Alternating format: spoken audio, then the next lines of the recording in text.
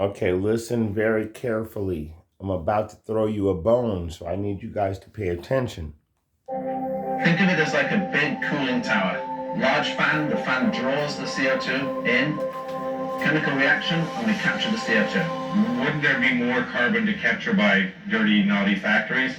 No, it's uniformly distributed. So we could put one of these plants in the middle of Beijing, or we could put it in the middle of the Sahara Desert. You would capture the same amount of atmospheric CO2.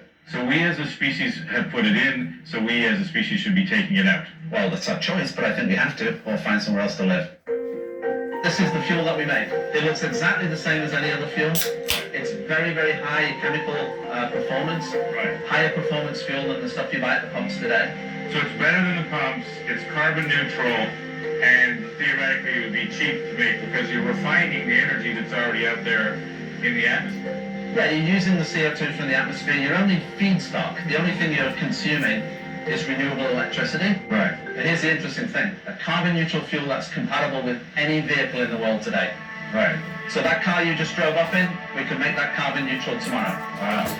Any vehicle, any performance vehicle, any battered old truck, aeroplanes, we're compatible with all of those. Which is significant because nobody's making electric tractors or electric planes. Right. Do you have to do any modifications? Wow. So transportation is about 20% of the CO2 emissions. $50 trillion. Then you got to deliver energy and electricity to each car. It's a massive change. Yeah. Alternatively, why don't we just change the fuel? The price to you at the pump will be the same. Having something like a carbon neutral gas isn't Well, that's enough. fucked up. We want lower prices. We've got to actually pull carbon out of the atmosphere.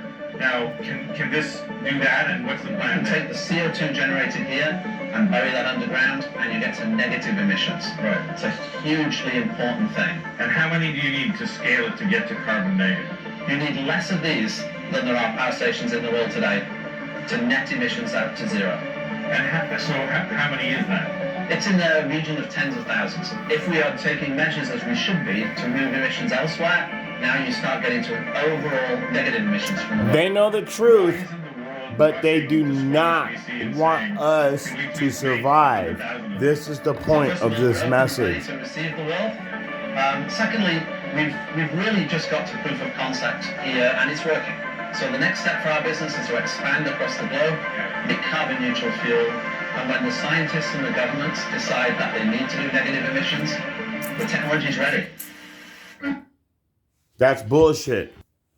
That last statement was bullshit, but let's keep going.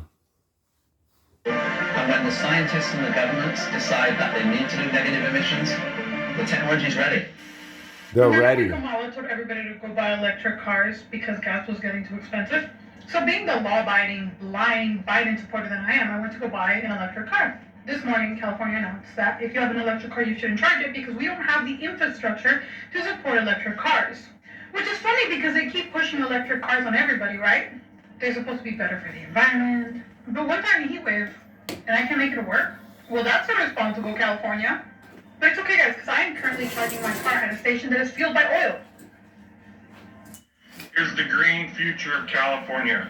Our electric vehicles sitting here on display to tell us that they're making a change. What's that? A diesel generator running this whole thing. It's been on all night. Oh wait, I know why it's green. It's got green diesel in it. Well, you juxtapose the two headlines. What they just passed, this requirement by 2035, no more cars powered by fuel, and then literally, I think it was 6 days later, they put out the edict, actually, please don't charge your electric vehicles, which we're pushing you towards. I know that we're all paid to make points here. Sometimes the point makes itself. This point makes itself. The one other thing I would add is when you look at some of the other things that they're telling Californians to do and not to do to try to keep the electrical grid running, they're saying to set your thermostat at 78 to 80 degrees. When it comes to public transportation, remember, it's not... I'm going to tell you guys right now, I live in Arizona. We keep our thermostat at 84 degrees. This whole electric car bullshit, it's a lie. It's a major lie. Do you know if you ran your electric car for, let's say you're going from Phoenix to California and you decided that you were going to drive at 90 miles per hour in your brand new Tesla. That Tesla with a dual motor will last 28 minutes at 90 miles per hour. That's 1 single gallon of gas in an LS1 V8 7-liter Corvette engine.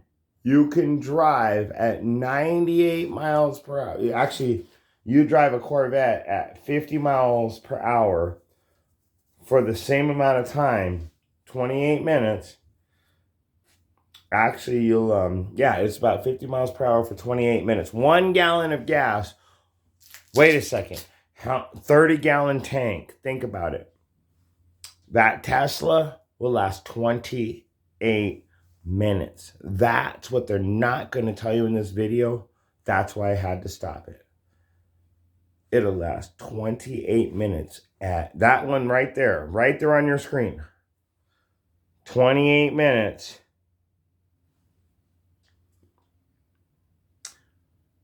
On a full charge. Dawad Wabarakatham for listening in.